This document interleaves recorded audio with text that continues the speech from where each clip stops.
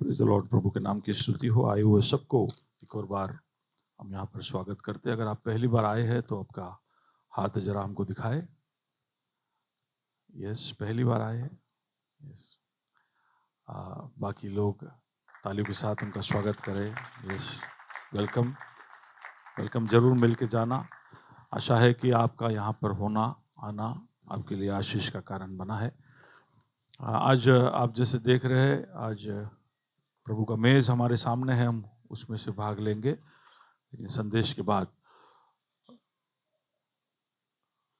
अगर आप बाइबल आए तो उठाए, हम प्रभु के वचन की ओर थोड़ी देर जाएंगे और उसके बाद हम मेज़ की ओर बढ़ेंगे। बाइबल आए तो उठाए। ये मेरा बाइबल है, ये प्रभु का प्रेरित वचन है। ये जीवित है, ये प्रबल है, चोखे धार से काटता है, गहराई तक छेदता है, मेरे भावनाओं को परखता है, मेरे विचारों को जांचता है। ये उपदेश के लिए, समझाने के लिए, सुधारने के लिए, शिक्षा के लिए लाभदायक है। ये मेरे वार का हथियार है, ये मेरे बचाव का रहस्य है, ये मेरे पाँव के लिए दीपक है, मेरी राह के लिए उजियाला है। इसने दिखाया मैं क्या था, याद कराता है कि मैं क्या हूँ। ये बताता है कि मैं क्या बनूंगा। मैं इसकी ताजगी के लिए तत्पर हूँ। मैं इसे सुनने के लिए, इसके छुटकारे के लिए बेताब हूँ। इसे सुनने के लिए मैं तैयार हूँ। हमारा खुदाबंद हमेशा हमेशा हमेशा हमेशा महिमा पाए, फजल और इत्मीनान हम पाए। आमीन आमीन। दीपा की मम्मी हमारे बीच में है। 2 हफ्तों के बाद आपके सामने खड़े होने का सौभाग्य मिला, उसके लिए प्रभु को धन्यवाद देता हूँ। लेकिन मुझे खुशी हुई है जानकर कि आपने किसी ने मुझे मिस नहीं किया, क्योंकि शीजू ने आपको मिस करने ही नहीं दिया। प्रभु को धन्यवाद हो कि प्रभु ने अपने दास का इस्तेमाल किया और आप लोगों के ज़रूरत में प्रभु ने आपसे बात की। हालेलुया। और मेरी तो इच्छा है कि और भी ऐसे लोग यहाँ पर खड़े हो, ताकि यहाँ पर हम में से कोई भी इतना महत्वपूर्ण ना हो जाए कि हमारे जाने से चीज़ें रुक जाए। समझे मेरी बात को? Yes, none of us should become indispensable. Everybody should rise up to the challenge. Okay. हम फर्क पड़वाने के साल के कुछ पहलू देख रहे थे। फर्क पड़वाना यानी आप जहां भी है वहां पर आपकी वजह से फर्क पड़ना। परिवार में हो, कार्य के क्षेत्र में हो, मार्केट प्लेस में हो, आपके स्कूल में हो, कॉलेज में हो, इस कलीसिया के अंदर हो, आपके होने से फर्क पड़ना चाहिए और आपके ना होने से भी फर्क पड़ना चाहिए। कैसे उस जगह पर आप पहुंच सकते हैं, वो हम देख रहे हैं कि कैसे हम अलग अलग चीज़ों को बदल कर, तो फर्क पड़वाना हमारे लिए, फर्क नहीं पड़वाना हमारे लिए मुश्किल है, फर्क पड़वाना हमारे लिए आसान है। अगर आपने मसीह को आपके जीवन में चख लिया, आप उसके पीछे आए हैं, तो फर्क पड़ना चाहिए, क्योंकि यीशु मसीह अनोखा है और उसकी वजह से इतिहास में फर्क पड़ा, इस संसार में फर्क पड़ा। तो अगर आप उसके पीछे हैं तो उसका थोड़ा सा असर तो आप पर भी दिखना चाहिए। इतिहास को आज हम 2024 इसलिए बोलते हैं क्योंकि 2024 साल पहले यीशु मसीह इतिहास में आया था, तो कैलेंडर तक को बदलना पड़ा। और उसने जो प्रभाव सृष्टि इस पूरे इतिहास में छोड़ा है, उसमें कोई शंका नहीं है। कहाँ कहाँ और किस किस क्षेत्र में, इसके बारे में कई बार बोल चुका हूं, लेकिन हर क्षेत्र में यीशु मसीह की सीख और उसके उदाहरण की वजह से फर्क पड़ा है। तो अगर हम उसके चेले हैं तो हमारी वजह से भी फर्क पड़ेगा। हमारा राजा अनोखा है, इज डिफरेंट, इसलिए फर्क पड़ेगा। और हम उसके राज्य के नागरिक हैं। तो जैसे आपकी नागरिकता अगर बदल जाए, आप भारत के हैं, तो कोई हमें पूछता नहीं है। लेकिन दूसरे कोई देश में जब जाओ और वहाँ पर आप देखो कि नागरिकता की प्राथमिकता क्या है, वहाँ पर एक नागरिक होने की वजह से क्या क्या सहूलियतें मिलती है, तब आपको समझ में आता है कि अलग अलग नागरिकताओं का क्या वो कितना महत्वपूर्ण है, कितना उसका इम्पोर्टेंस है। तो अगर एक अमेरिका के आप सिटीजन हो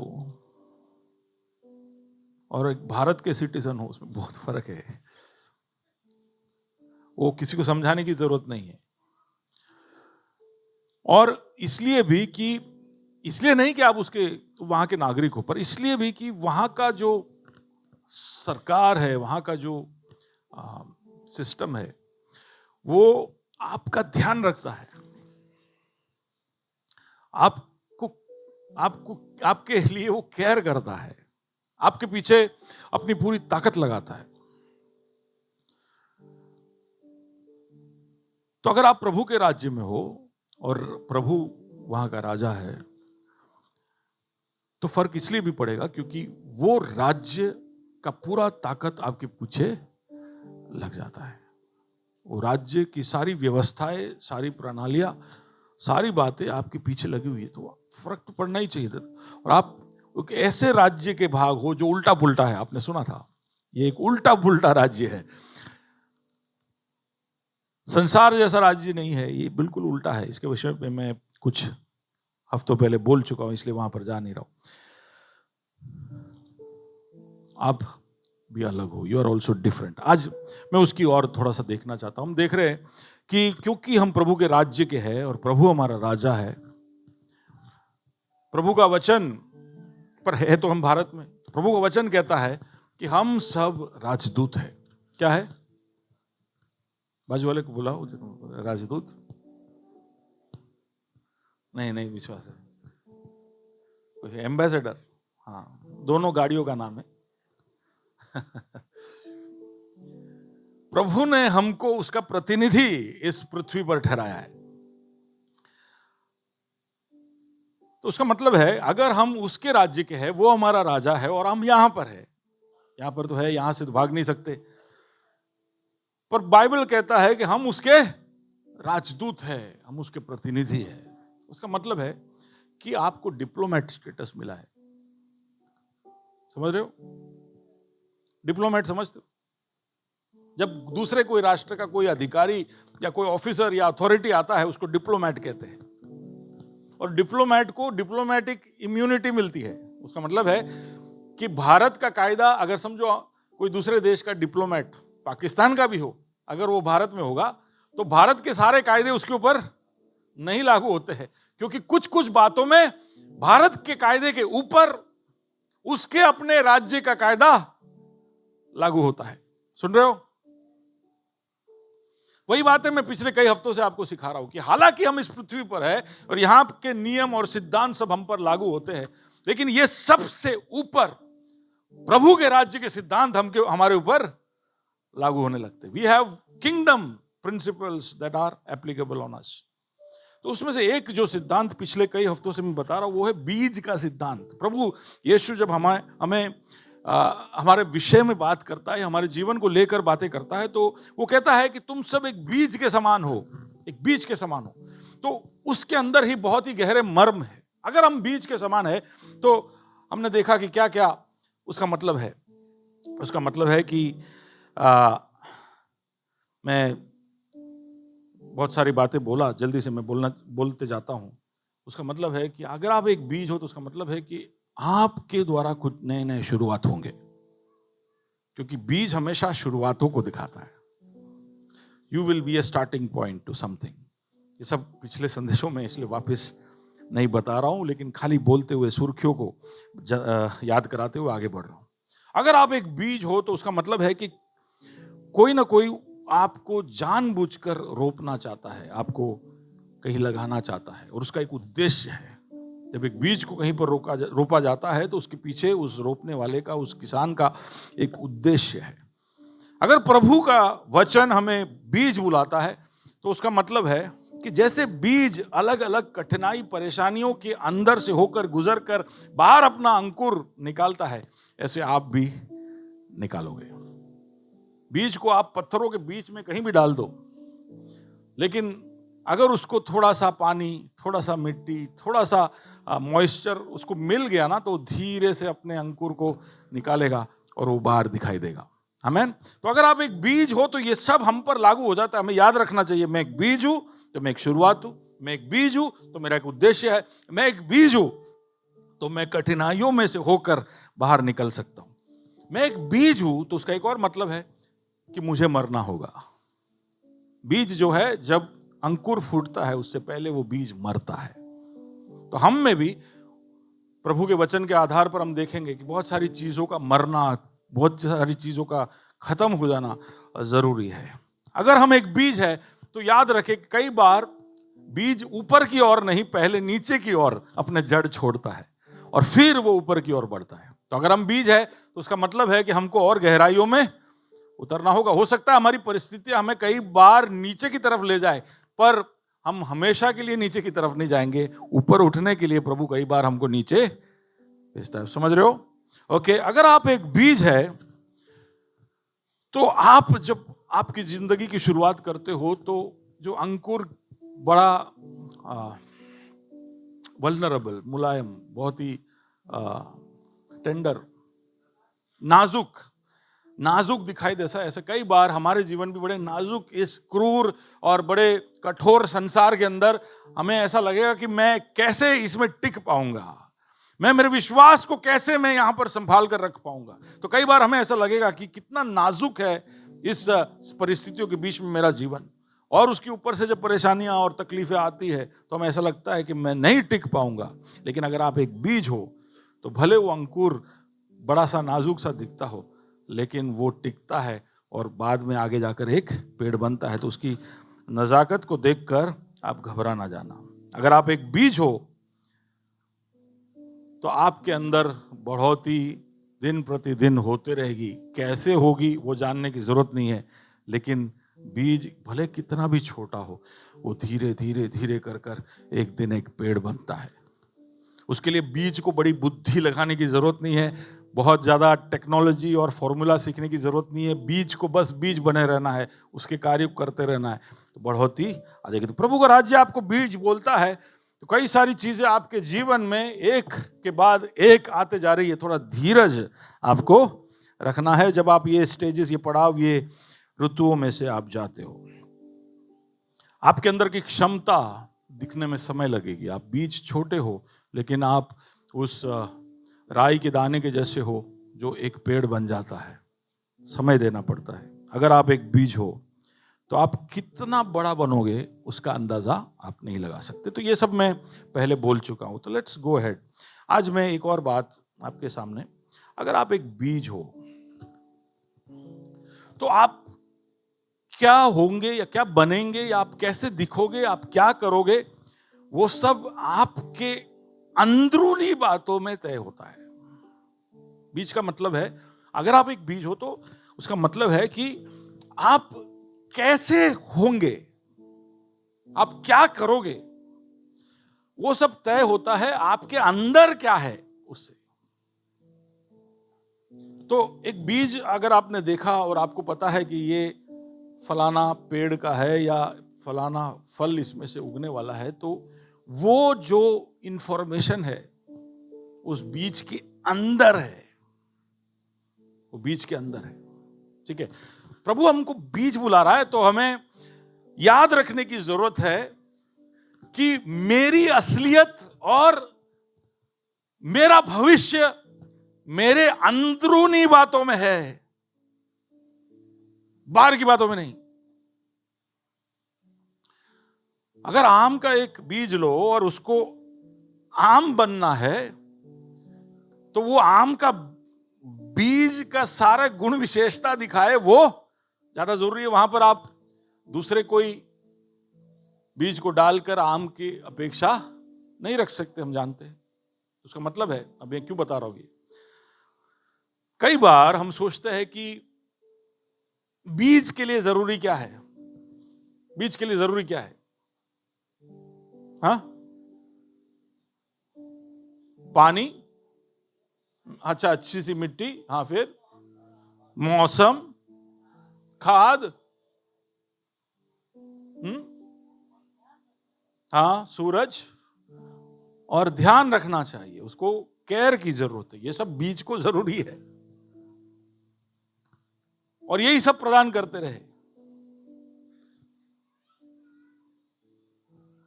अगर बीज के अंदर वो हुनर ना हो, वो काबिलियत ना हो कि वो आम का पेड़ बने, तो आप कितना भी पानी डालो, कितना भी मिट्टी लगाओ, कितना भी खाद दो, कितना भी सूरज चमकाओ, कितना भी उसका वातावरण बदल दो, लेकिन उसके अंदर आम को बनाने की क्षमता ना हो, तो फिर वो बीज, आप समझे मेरी बात? नहीं समझे?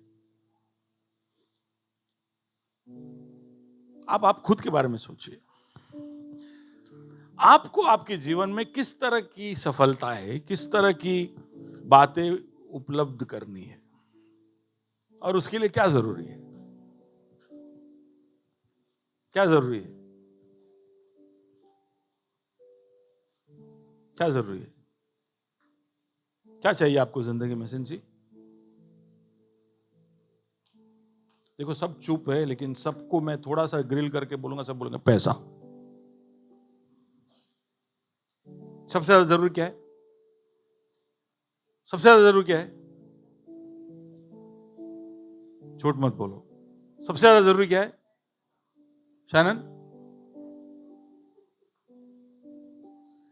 शैनन को इसलिए पूछता क्योंकि वो सत्य बोलती है। सबसे ज्यादा जरूरी क्या है विवेक? विवेक बोल रहा है खाना। ऐसे बोले क्या? नहीं, क्या बोले? सबसे ज्यादा जरूरी क्या है? हाँ?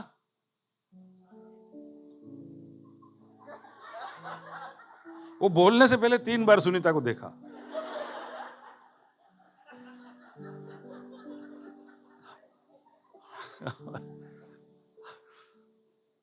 शांति तो चाहिए, शांति तो चाहिए, लेकिन सिर्फ शांति और पैसा ना हो तो।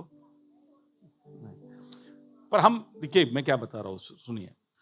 अगर हम एक बीज है, तो प्रभु कुछ सोचकर हमें बीज बुला रहा है। मैं समझता हूं कि हम सबको बनाने से पहले उसने सोच लिया कि हमको कैसा होना चाहिए, और हम सबको देखकर बाद में उसने बीज जैसी एक चीज को बनाया।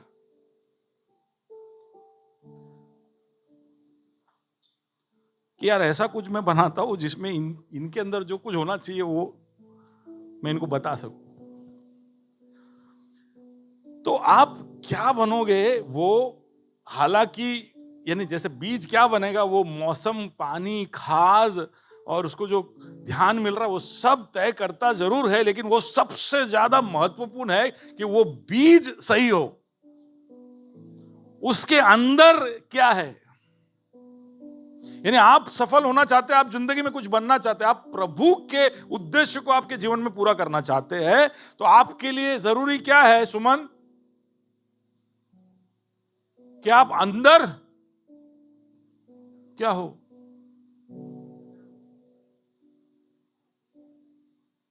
आपके अंदर क्या है? आपको बहुत पैसा दे दे, आपको बहुत पढ़ाई करा दे, आपको अच्छे माहौल में रख दे, आपको अच्छी जान पहचान दे दे, ये सब अपने अपने जगह पर सही है, लेकिन ये सबसे बढ़कर महत्वपूर्ण है कि आप आपके अंदर किस तरह के व्यक्ति हो, क्योंकि वो तय करेगा कि आप क्या करोगे और चीजों को कैसे करोगे, और आप अंत में आपका जीवन का अंजाम कैसा होगा, वो आपके अंदर की बातें तय करेगी। बाहर की बातें सिर्फ अंदर जो है उसको मदद करती है। बाहर की चीजें अंदरूनी चीजों को सुधारने के लिए, या उसको और बढ़ोती या उसको और दूर तक पहुंचाने में मदद करती है। Now this is a fact you should remember. और इसलिए प्रभु जब हमारे जीवन में कार्य शुरू करता है, तो वो कहां शुरू करता है? अंदर, जहां किसी को कोई कुछ दिखता नहीं, वहां पर प्रभु कार्य शुरू करता है। और वहीं पर इस जिंदगी के दरमियान अपने ज्यादातर कार्य को सीमित करता है। हालांकि बाहर भी वो चीजों को बदलेगा। हम क्या चाहते हैं? प्रभु मेरे माहौल को बदल, प्रभु मेरे ये बदल, वो बदल। प्रभु बोलता है ये सब मैं बदल सकता हूं, लेकिन तुझे बदल नहीं पा रहा हूं। प्रभु के लिए हमारे परिस्थितियों को बदलना, हमारे हालातों को बदलना मुश्किल नहीं है, लेकिन जरूरी क्या है? अंदर जहां पर कोई भी झांक कर नहीं देख सकता, वहां पर आप कैसे हो? और इसलिए प्रभु कार्य वहीं शुरू करता है। So if you're a seed, you have to remember that what's on the outside is not as important as what is on the inside. That decides your fruit. Fruit का मतलब, जैसे मैंने कहा, कि आप कैसे कार्य करोगे, कैसे कर्म करोगे, कैसे आपके करतूत होंगे, आपका रवैया होगा, आपकी आदतें होगी, ये सब अंदर से निकलता है। और आपके जीवन में अलग अलग ऋतुओं से होकर आप जाओगे। कभी कभी ऋतुएं आपको नीचे ले जाएगी, तराइयों में, गड्ढों में, और कभी कभी ऋतुएं आपको ऊंचाइयों में ले जाएगी। आपको ऐसा लगेगा कि बस थोड़ा और मिल जाए तो उड़ लेंगे। लेकिन ये सब के अंदर से जब आप गुजरोगे, तब आपके अंदर क्या है वो तय करेगा कि अल्टीमेटली आपका लाइफ का स्टोरी क्या है। लूका रचित सुसमाचार वचन की ओर जाते तो थोड़ा और आप समझ पाओगे। लूका 6 उसका 43-44, वहां पर यीशु बहुत ही एक साधारण सा, सिंपल सा एक दृष्टांत देता है। या लूक 6:43, कोई अच्छा पेड़ नहीं जो निकम्मा फल लाए। कोई अच्छा पेड़ नहीं है जो निकम्मा फल लाए, और ना तो कोई निकम्मा पेड़ है जो अच्छा फल लाए। ना निकम्मा पेड़ है जो अच्छा फल लाए। एक बात आप ध्यान रखना कि खुदा फल ढूंढने वाला खुदा है। ओके? आप कुछ जब करते हो तो आपने एग्जाम दे दिया तो, हाँ, 10th के बच्चे और वो सब होते हो, एग्जाम देने के बाद वो ऐसे ही बोलते रिजल्ट कभी आए ना। ऐसा बोलते कैरन? ऐसे बोलते रिजल्ट कभी आए ना। लेकिन उन वारदातों को छोड़ हम जिंदगी में जब भी कुछ करते हैं तो क्या हमें आतुरता नहीं होती? अभी ये 7 अलग अलग फेज में इलेक्शन चल रहा है, थक गए। हमें ऐसा लग रहा है कि रिजल्ट पता चल जाए, बस खत्म हो जाए, बस ये जिसको भी आना है आए। Are we not restless when we don't get the results? कुछ भी हम करें तो हमें रिजल्ट चाहिए, हमको उसके अंजाम को जानना है। तो अभी आईपीएल चल रहा है, तो मुझे थोड़ा क्रिकेट का क्रेज है, तो मैं ऐसे बीच बीच में देखता हूं, कोई भी गेम खेले मैं ऐसा स्कोर देख लेता हूं। और अचानक से वहां पर कुछ बहुत ही रोमांचक हो रहा है ऐसा पता चल गया तो मेरे से कभी कभी थक जाता हूं, सो जाते हैं, फिर एकदम से नींद खुलता है, फिर स्कोर देखता हूं, फिर सोता हूं। I want to know what's the result, कौन जीता कौन हारा। आपके साथ भी होता है ऐसा? अच्छा, आप बहनों को खाना वाना बनाने के बाद मेहमान जब खाना खा रहा है तो आपको क्या सुनना होता है? और अगर नहीं बोला तो इस इंसान को आगे से घर पे बुलाया तो नहीं। हम जानना चाहते हैं कि what's the result, we want to know. क्यों ऐसा है? बिकॉज जिसने हमको बनाया उसका स्वभाव ऐसा है, वो फल ढूंढता है। उसने हमें बीज बना दिया तो वो फल ढूंढ रहा है। और वो कह रहा है कि निकम्मे पेड़ में से अच्छा फल और अच्छे पेड़ में से निकम्मा फल, यानी फल और उस पेड़ के चरित्र के बीच में एक संबंध है। और उस पेड़ का चरित्र तय होता है उसके डीएनए से, उसके अंदरूनी भागों में वो पेड़ कैसा है। यानी उसका मतलब जाते जाते हम वापस पहुंचते उस बीज पर।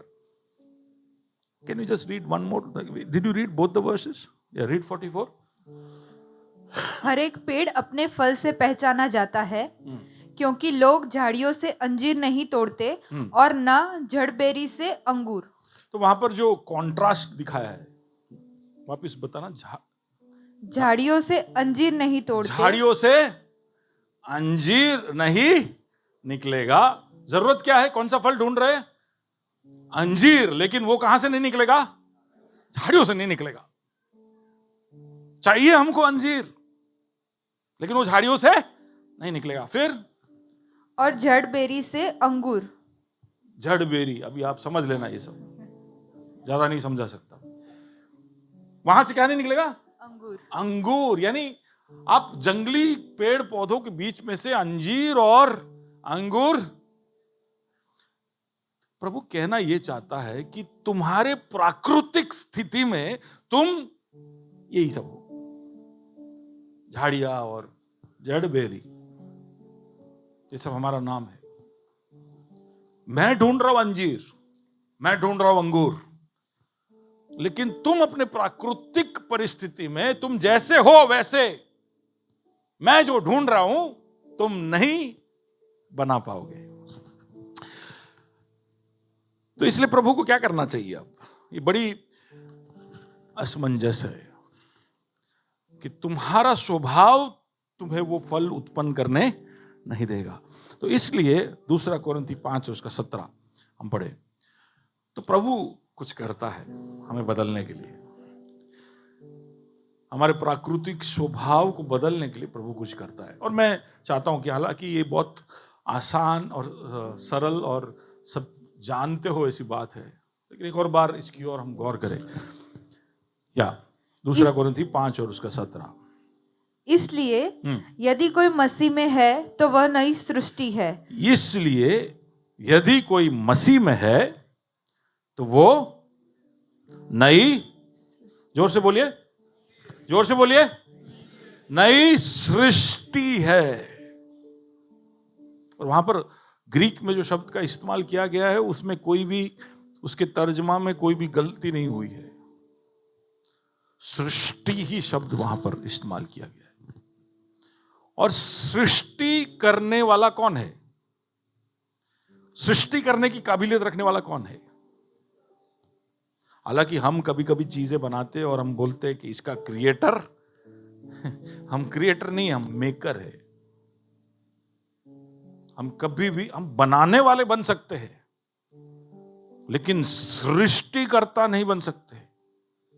सृष्टिकर्ता का खिताब हमें अगर चाहिए तो एक्स एनहिलियो बोलते हैं उसको, जहां कुछ ना हो वहां से कुछ बनाना, वो है सृष्टि। तो ऐसा बड़ा कांग्रेस हुआ, साइंटिस्ट लोग सब थे, क्रिस्टोफर भी था, सीजू भी था, बड़ा कॉन्फ्रेंस हो रहा था। तो वहां पर उनका एक सहकर्मी स्विट्जरलैंड से, उसने बोला कि अब हमें खुदा की जरूरत नहीं है, क्योंकि हमें थोड़ी सी मिट्टी दे दो, पानी दे दो, कैल्शियम, मैग्नीशियम, आयरन, ये सब हमको दे दो। आज विज्ञान इतना आगे बढ़ चुका है कि हम इन सब पदार्थों को मिलाकर इंसान को बना सकते हैं। क्योंकि आखिर में तो हम क्या है? आखिर में क्या है? अगर हमको रख छोड़े तो हम यही हो जाएंगे, मिट्टी हो जाएंगे। सबसे बड़ा सबूत है कि हमको लिया किस में से है। बाइबल कहता है कि आदम को प्रभु ने मिट्टी में से लिया, और इसलिए जब हमारे अंदर से जीव चला जाता है तो हम वापस मिट्टी में। साइंस कह रहा है कि ये सब मिट्टी हमको दे दो, हम इसमें से इंसान बना देंगे। तब से हमें खुदा की जरूरत नहीं है। कौन आया? कौन आया होगा? खुदा आया, क्योंकि सृष्टि से आज तक ऐसी कोई बात नहीं सुनी, तो वो आ गया खुदा। अभी सुनिए, ऐसा हुआ नहीं था, ये दृष्टांत है। फिर आप मीटिंग के बाद जाके क्रिस्टोफर भाई तुम्हें आता खुदा केवा देख रहा है, ऐसा मत पूछना। दृष्टांत एक एक एग्जाम्पल बता रहा हूं, ठीक है ना। वो खुदा वहां पर आया, खुदा प्रकट हुआ, बोले अच्छा क्या बात है, साइंस इतना आगे निकल गया, मेरे बच्चे इतने आगे निकल गए कि तुम अब इंसान को बना सकते हो। बोले बना के दिखाओ मेरे को। तो तुरंत वो बोलता है असिस्टेंट को, जा वो सब लेके आ, मिट्टी और वो सब। तो बोले ए रुक रुक रुक रुक रुक, क्या मंगवा रहा है? बोले मिट्टी। बोले ये मिट्टी तो मैंने बनाया, तू अपना मिट्टी लेके आ। नहीं समझे? सृष्टिकर्ता और बनाने वाले में फर्क बता रहा था मैं।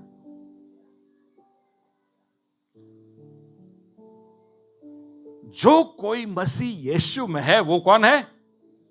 एक नई, हेलो बाजू वाले को बोलो, एक नई प्रजाति है तू।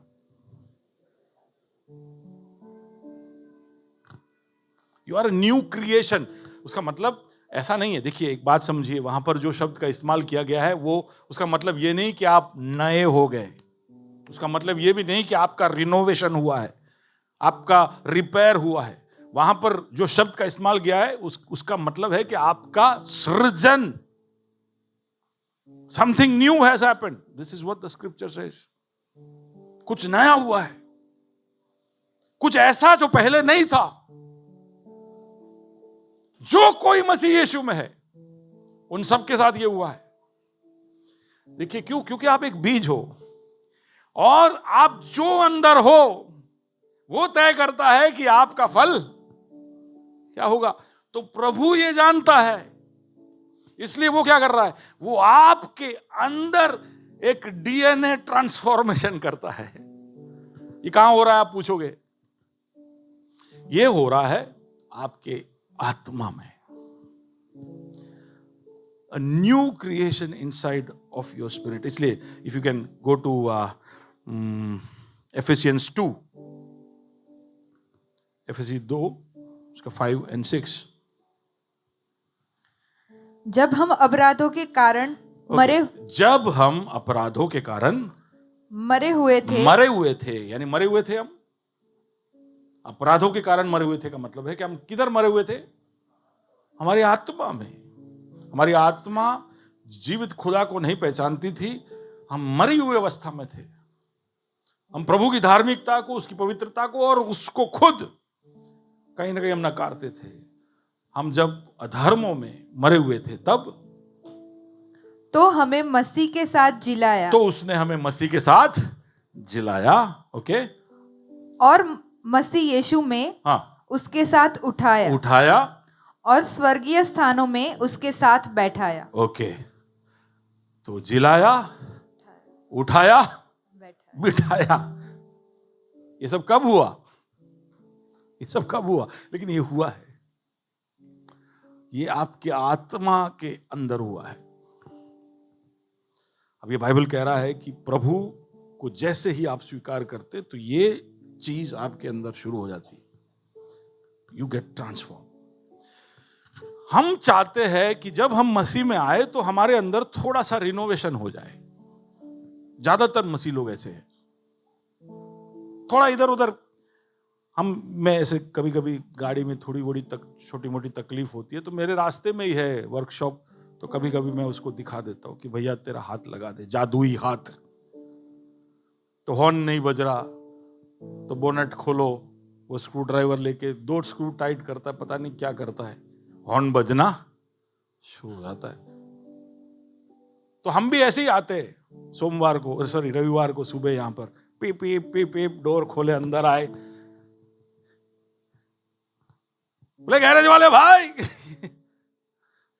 हमारे गाड़ियों में कुछ तकलीफ है, थोड़ा पैच वर्क कर लो, थोड़ा सा ठीक ठाक कर दो, और फिर हम हमारे रास्ते बने। Most of us want this patch up, थोड़ा सा करेक्शन, थोड़ा सा रिपेयर।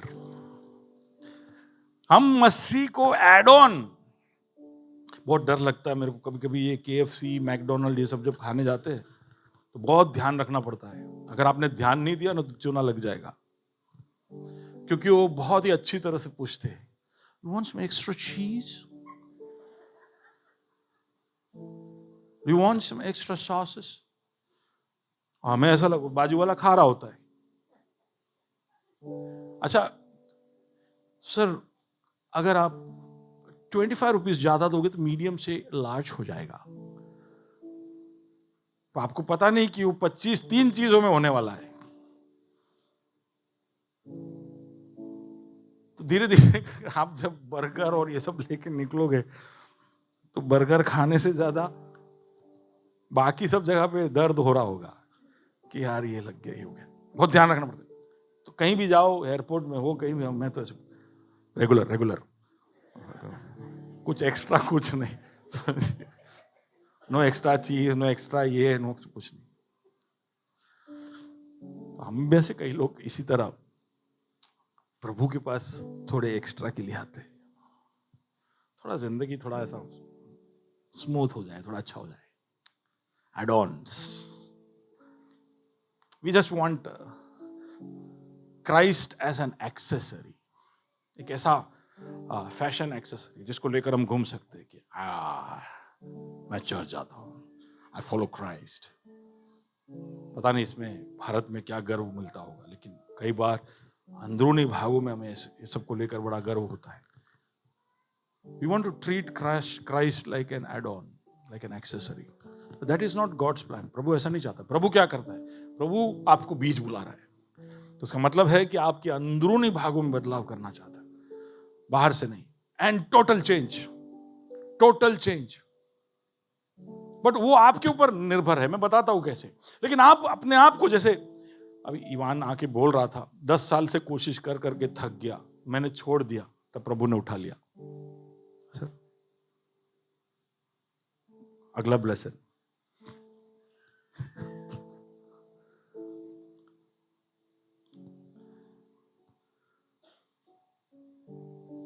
उससे मैं बात कर रहा हूं पिछले कुछ दिनों से, तो मुझे पता है कि जेन्युइनली इसके अंदर एक बदलाव हुआ है। पिछले कई सालों से वो बता रहा था कि बदलाव हुआ है, लेकिन वो खुद भी कहेगा कि ऊपर से था।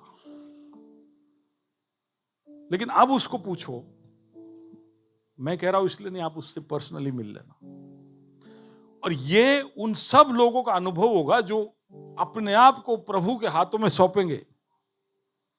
तो वो आपको ऐसे अंदर से बदल देगा कि आपको पता चलेगा कि कुछ मरा हुआ था वो अब जीवित हो चुका है। जो धार्मिकता के लिए अज्ञान रहता था, अब मैं ध्यान रख रहा हूं। पहले 10 झूठ बोलकर भी थोड़ी भी असर नहीं होती थी, अब झूठ के सोच से भय लगने लगता है। वो है मुर्दे हालत में से जिलाए जाना।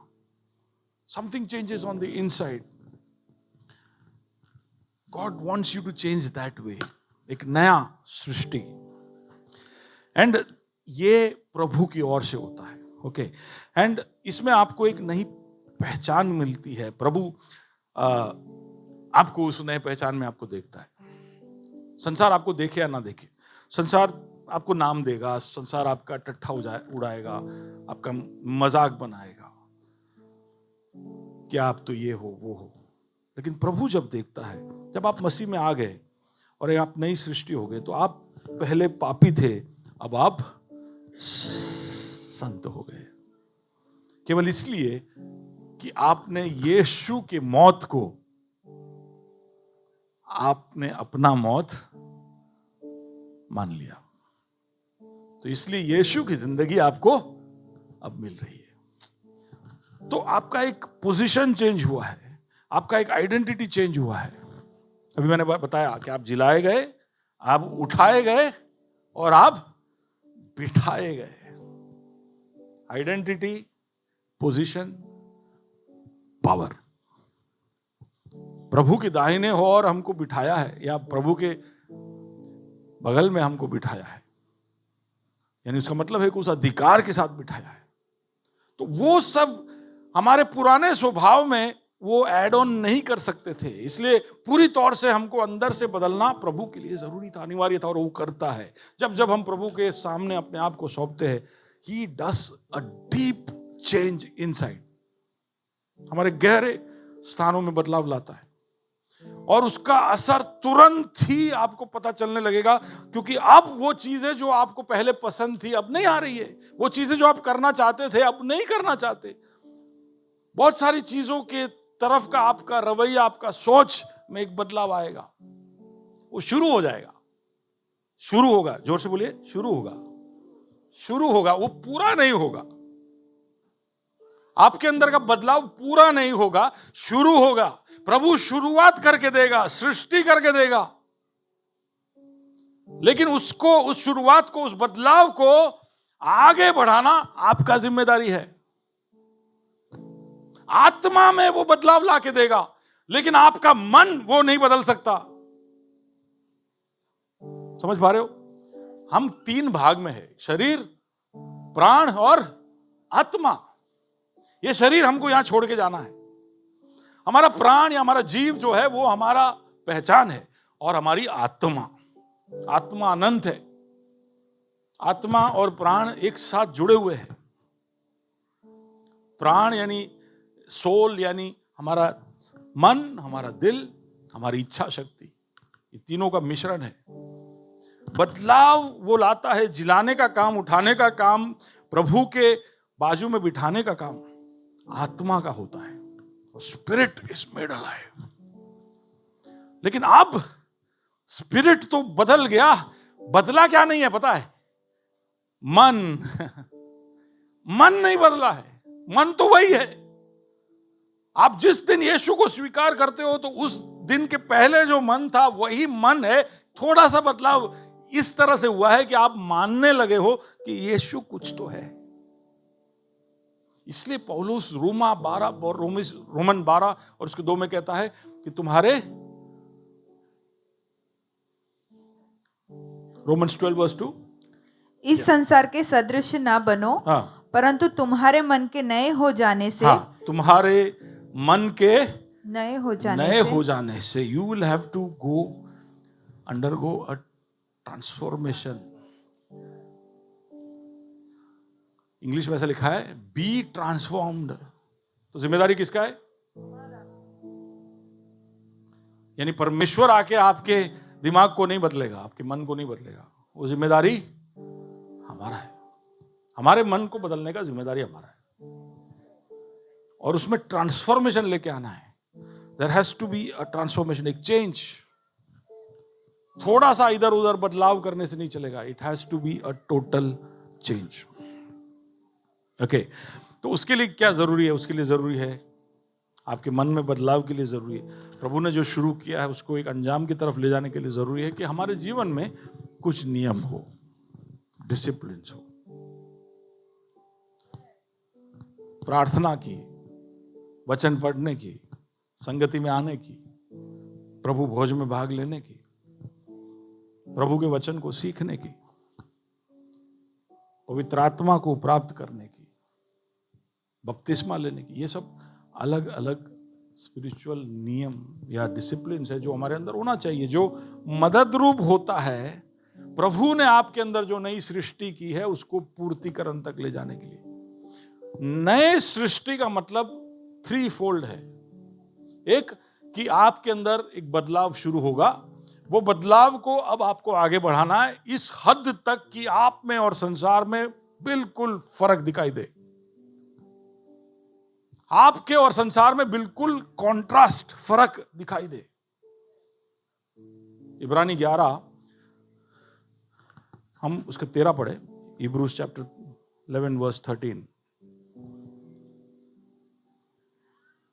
ये सब विश्वास ही की दशा में मरे, हाँ, और उन्होंने प्रतिज्ञा की हुई वस्तुएं नहीं पाई। हाँ, पर ये इन लोगों के विषय में है जिनको बहुत वादे दिए गए थे, उन चीजों को उन्होंने पाया नहीं, ठीक है, लेकिन वो आगे बढ़ते गए। हाँ, पर उन्हें दूर से देखकर आनंदित हुए, दूर से देखकर आनंदित हुए, और मान लिया कि हम पृथ्वी पर परदेशी और बाहरी है। क्या है? परदेशी। नहीं, वापिस बोलिए। परदेशी, परदेशी और बाहरी। क्या होता है इसका मतलब? हम पृथ्वी पर परदेशी और बाहरी है, इसका मतलब क्या होता है? हाँ? अभी मैं गया था, पिछले हफ्ते गया, मैं दूसरे राज्य में गया। तो एक तो मुझे पहले से ही मालूम है कि ये थोड़े दिनों का ही खेल है, वहां उतरे ही मालूम थोड़े दिनों का।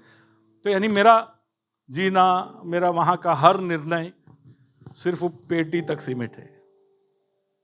मेरा शॉपिंग भी उस पेटी तक सीमित है। हेलो, तो मैं बहुत पैसे लेकर जाऊं तो भी सोच क्या रहा हूं कितना किलो है। हेलो, बहुत अच्छा डील भी मिल जाए, बहुत सस्ते में चीजें मिल जाए, तो भी मैं ये सोच रहा हूं कि मैं तो इतना ही किलो लेके जा सकता हूं। समझ रहे हो? ये है क्या? बाहरी और परदेशी का दिमाग।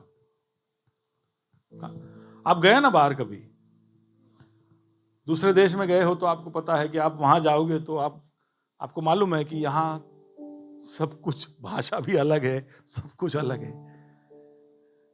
तो आप डर डर के चलते हो। पासपोर्ट हमेशा साथ में रखते हो। नहीं देख रहे हो इधर? पासपोर्ट है, पासपोर्ट लेके आना इधर, ठीक है? पासपोर्ट हमेशा, हम बाहर निकलते तो बोलते हो लोग कि sir please keep your passport with you, कभी भी आपको पूछा जाएगा। वो आपको देख के ही पहचान जाते, ये बाहर का है। ये बाहर का, आपका चाल, आपका नजर, भले कितना कॉन्फिडेंट चलो, तो आपको पूछेंगे विच प्लेस इन इंडिया।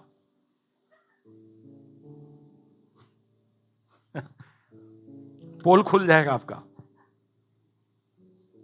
नहीं समझ रहे हो? मैं चाहता हूं कि आप समझे कि जिस तरह से एक परदेशी और बाहरी दूसरे देश में जाके रहता है, वैसा प्रभु हमको कह रहा है कि तुम इस संसार में रहो। तो मैं जब इस संसार, मैं कोई देश में जा रहा हूं तो वहां पर मिलकत इकट्ठा करने की नहीं सोच रहा हूं। और हम लोग अभी क्या कर रहे हैं? सब लोग क्या चाहिए? सबको क्या चाहिए? आजकल पेपर खोलो तो 3 BHK तो पुराना चीज हो गया है। नहीं राहुल, क्या कहते हो? ए मस्त फोटो, ये ऐसे डबल हाइट वाले सीलिंग, ये सब देख कैसे मुंह में से पानी आता है। और रेडियो चालू करो तो 40 જેટલા એમ્યુનિટી સાથે તમારા માટે भोपालमा, निकोलमा। देखो सुनने वाले सब पोल खोल रहा है सबका। ये सब देख, हम कुछ भाइयों के साथ संपर्क में इस हफ्ते में आया, तभी भी बोले कि पैसा तो कमाना पड़ेगा भैया, पैसा बिना आज एक घर लेना है तो 60-70 हजार, 60 लाख के नीचे तो सोच ही नहीं सकते। टेंशन हो गया है। मुझे नहीं लगता कि वो एक बाहरी और परदेशी का स्वभाव है। परदेशी और बाहरी उस देश की चीजों से ज्यादा अटैचमेंट, नई सृष्टि हो तो यह सब हो सकता है। आपके अंदर वही प्राकृतिक स्वभाव अभी भी जीवित है, तो बार बार आपका आकर्षण एक संसार की चीजों पर होगा। बंद मुट्ठी जाने वाले हो, कुछ नहीं साथ में ले जाने वाले हो, लेकिन फिर भी जिंदगी की भाग दौड़ में बस पकड़ते रहना। अफ्रीका में एक बंदर है, रिंग टेल मंकी बोलते, तो उसका मांस वहां के लोग खाते हैं, लेकिन उसको पकड़ना बहुत मुश्किल है क्योंकि बहुत तेजी से भागता है। लेकिन उसको कद्दू बहुत पसंद है। तो इसको पकड़ने वाले कद्दू में एक छोटा सा छेद करके छोड़ देते। बंदर आता है, देखता फ्री में कद्दू, ओके, कद्दू में हाथ डालता है, अंदर से हाथ मार के खाते जाता है, खाते जाता है, खाते जाता है। पर वो थोड़ा थोड़ा ही ले सकता है क्योंकि ऊपर का छेद बहुत छोटा है, तो थोड़ा थोड़ा लेता है, खाता है। लेकिन अचानक सामने शिकारी। अब बंदर को लगता है क्या करूं मैं, कद्दू का टेस्ट लग गया है मुझे। होता है ना, कभी कभी हम खा रहे होते हैं और बटर चिकन खत्म हो जाता है, क्या करें, पूरा भूख गया भी नहीं है, पूरा हमारा कद्दू के अंदर हाथ है, शिकारी सामने है, वो तीर लगा के खड़ा है। सिंपल है, हाथ खाली करना, भागना। लेकिन बंदर सोचता है कद्दू टेस्टी है, वो अपना मुट्ठी में जितना हो सके कद्दू उठा के खींचता है।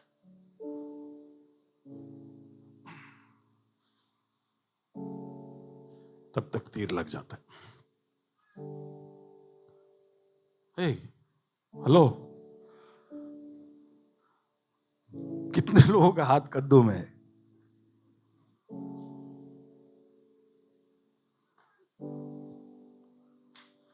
बाहरी, परदेशी,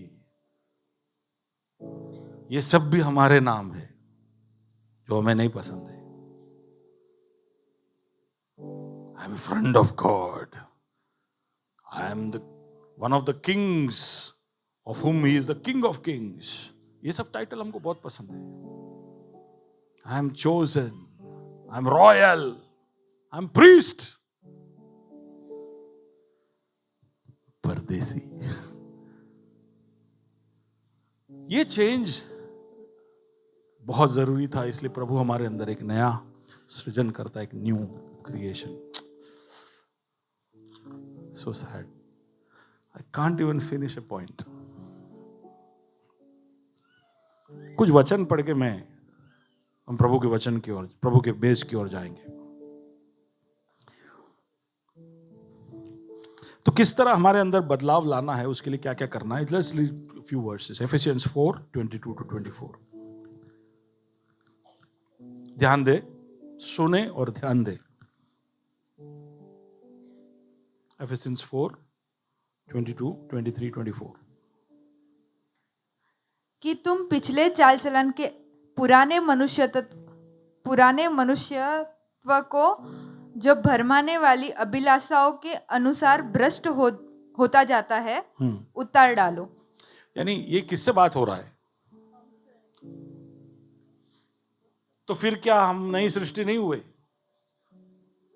आप बात समझिए, नया सृष्टि हो गए, लेकिन आत्मा आपका नया हुआ है। मन आपका अभी भी उन्हीं अभिलाषाओं में फंसा हुआ है। आत्मा नया हो जाने से फायदा क्या हुआ?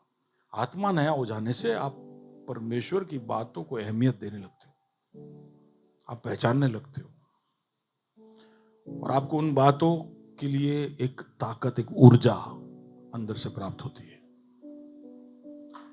लेकिन आपको उतार फेंकना है। वापस पढ़िए। हाँ, कि तुम पिछले चाल चलन के पुराने मनुष्यत्व को जो भरमाने वाली अभिलाषाओं के अनुसार भ्रष्ट होता जाता है उतार डालो। पास्टर नहीं उतार सकता है। बाजू वाले को बोलो, पास्टर नहीं उतार सकता है, आपको उतारना है।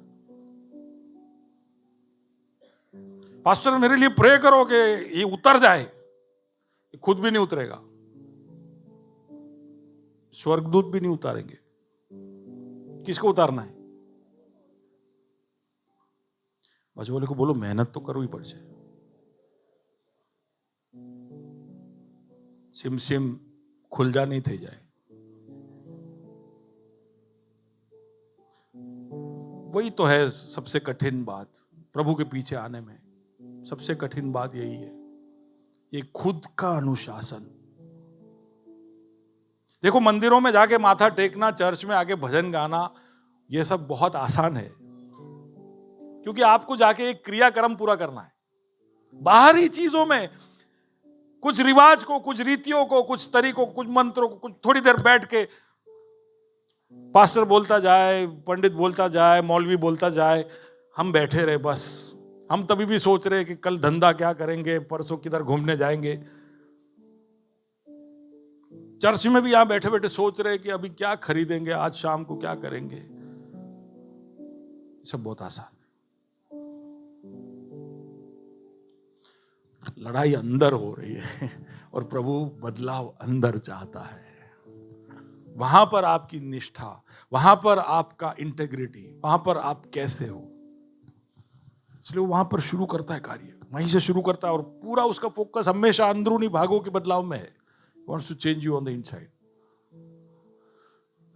उतार फेंको इन चीजों को। कोलोसी 3 पढ़ो। Can you read that? Colossians 3 reference आप लिख लेते हो तो घर पे जाके पढ़ना इच्छा हो तो। कोलोसियंस 3 5 8 10 या इसलिए हाँ, अपने उन अंगों को मार डालो मार डालो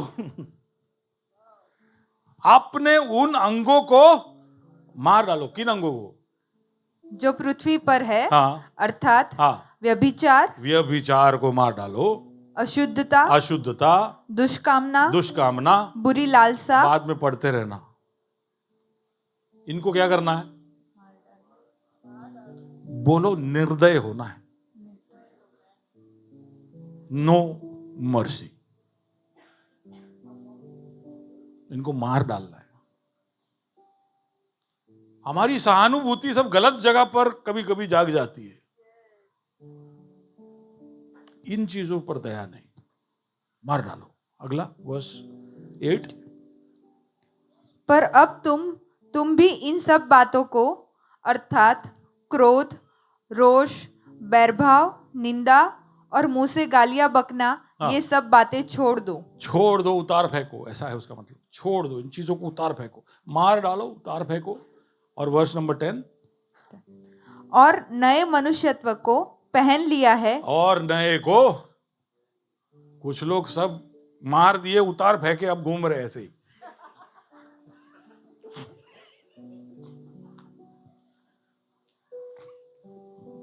आके बोल नहीं रहा।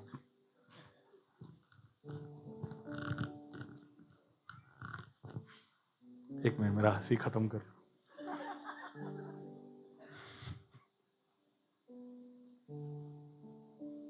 सिर्फ मारना और उतार फेंकना नहीं,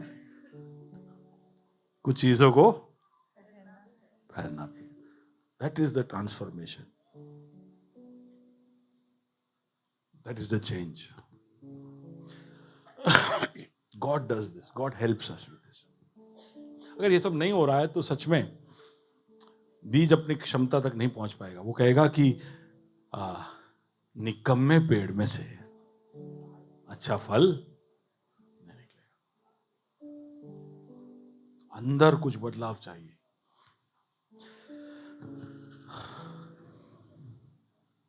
आपका सोचना बदल जाएगा, जिंदगी को देखकर, मौत को लेकर, सफलता को लेकर, हार को लेकर।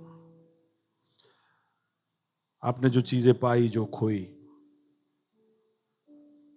स्वास्थ्य को लेकर, बीमारी को लेकर, वर्तमान को लेकर, भविष्य को लेकर, इंसान जब आपकी तरफ गलत करे, उसको लेकर सब बदलाव आएगा। प्रभु इसलिए बोलता है कि सच में अगर तुम्हारे अंदर बदलाव हो गया है तो दूसरों को माफ करना मुश्किल नहीं है, क्योंकि अब तुम दूसरे ही तरीके से सोच रहे हो। अगर आप सांसारिक हो तो आपके अंदर क्रोध और रोष और बैर भाव ये सब होगा, लेकिन उसको तो उतार फेंकना है। तो जब लोग गलती करेंगे तो आएगा, क्रोध आएगा, लेकिन आप बोलोगे ठीक है यार। जब बड़े बड़े नुकसान होंगे तब आप सोचोगे चलेगा। जिंदगी जीने का जो तरीका है उसमें एक बहुत बड़ा बदलाव आएगा। आपको जल्दी से कोई दुखी नहीं कर पाएगा, आपको जल्दी से कोई हिला नहीं पाएगा।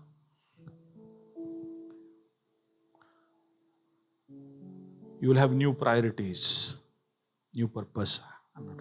This is something that God does. God does.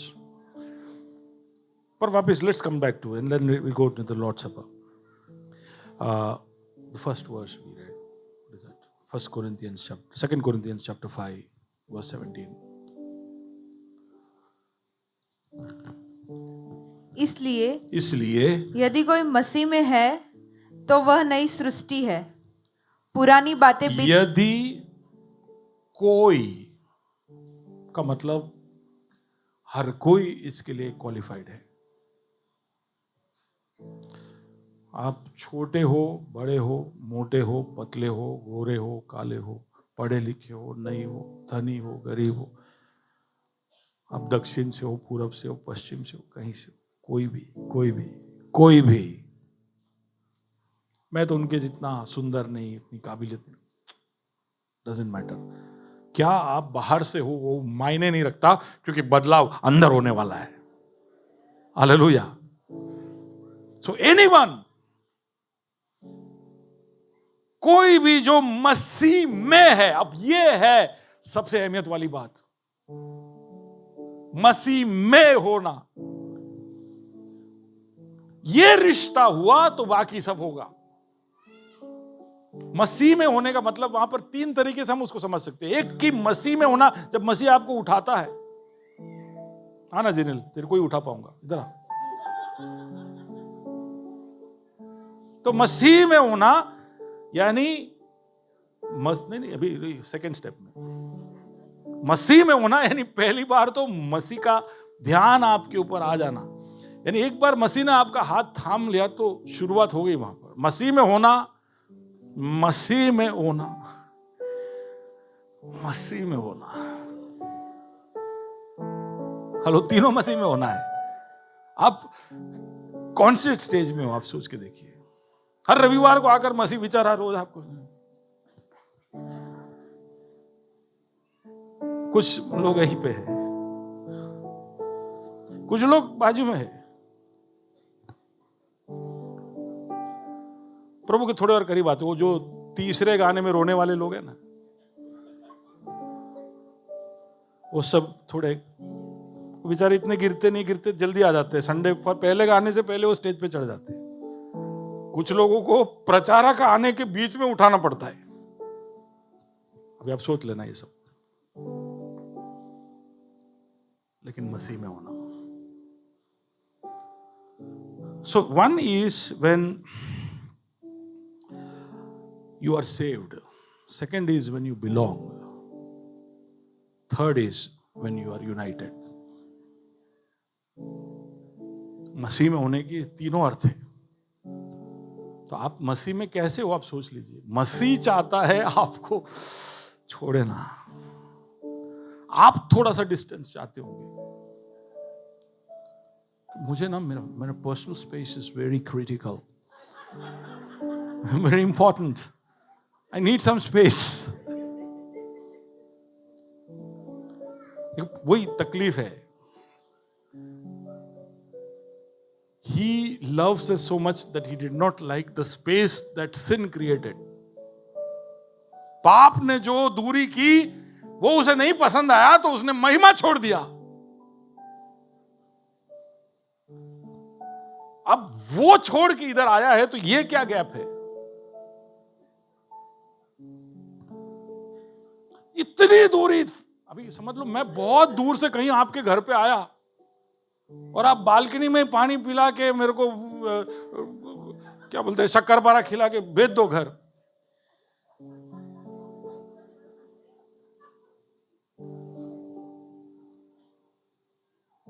हम में से कई लोग के घर पे यीशु शक्करपारा खा के चला जाता है। वो अंदर आना चाहता है। Behold, I stand and I. याद है ना? If anybody open, I'll come. खाना खाना जरूरी है। विनीता बहन मेरे साथ झगड़ते रहती है हमेशा।